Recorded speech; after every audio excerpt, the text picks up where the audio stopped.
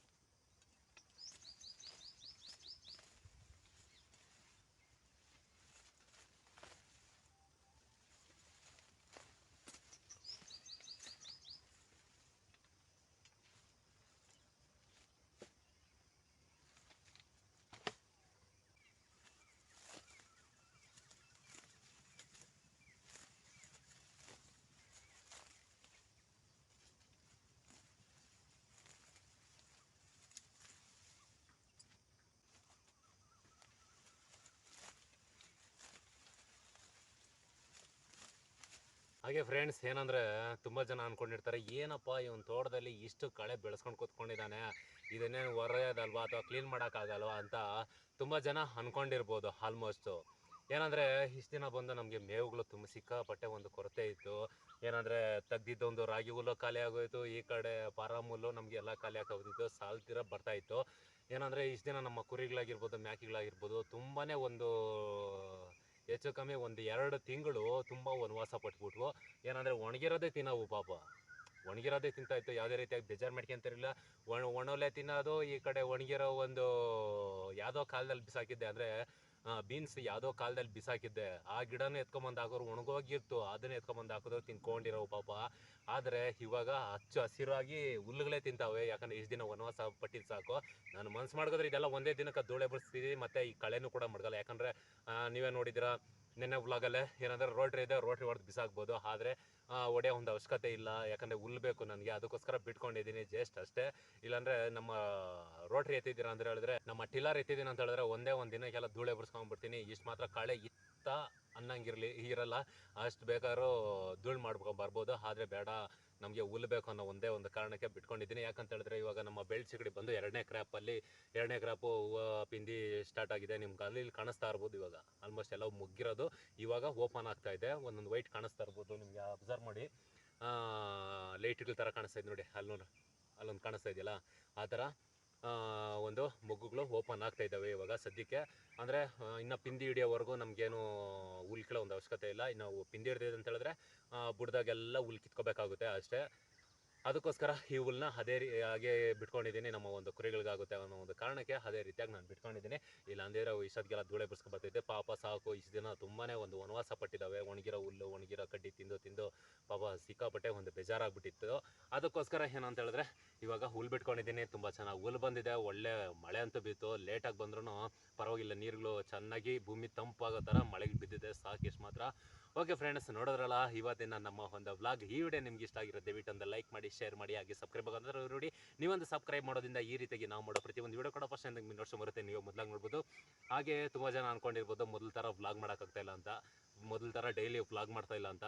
ಏನಂದರೆ ನಮಗೂ ಒಂದು ಇಂಟ್ರೆಸ್ಟ್ ಹೋದರೆ ಅದು ಕೂಡ ನಮಗೆ ಪ್ರಾಬ್ಲಮ್ ಆಗುತ್ತೆ. ಏನಂದರೆ ನಾವು ಇವಾಗ ಡೈಲಿ ಮಾಡ್ತಾಯಿದ್ದೀನಿ ಅಂದರೆ ಅದೇ ಒಂದು ಇಂಟ್ರೆಸ್ಟಲ್ಲಿ ನಾವು ಮಾಡ್ಕೊತಾ ಹೋಗ್ತೀವಿ. ಏನಾದರೂ ಒಂದಿನ ಮಿಸ್ ಆಗಿದೆ ಅಂತ ಹೇಳಿದ್ರೆ ತಿರ್ಗಾ ಮಾರನೇ ದಿನ ಮಾಡೋದಕ್ಕೆ ನಮಗೆ ಇಂಟ್ರೆಸ್ಟ್ ಇರಲ್ಲ, ಮತ್ತು ಕಂಟೆಂಟ್ ಸಿಕ್ಕಲ್ಲ. ಇದೇ ಒಂದು ಬಾಧೆ.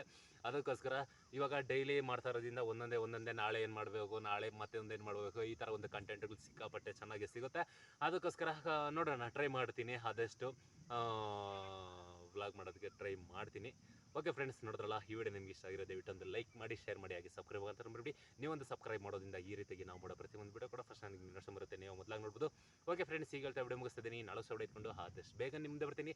ಅಲ್ಲಿವರೆಗೂ ಕಾಯ್ತಾರಿ. Take care. Bye friends.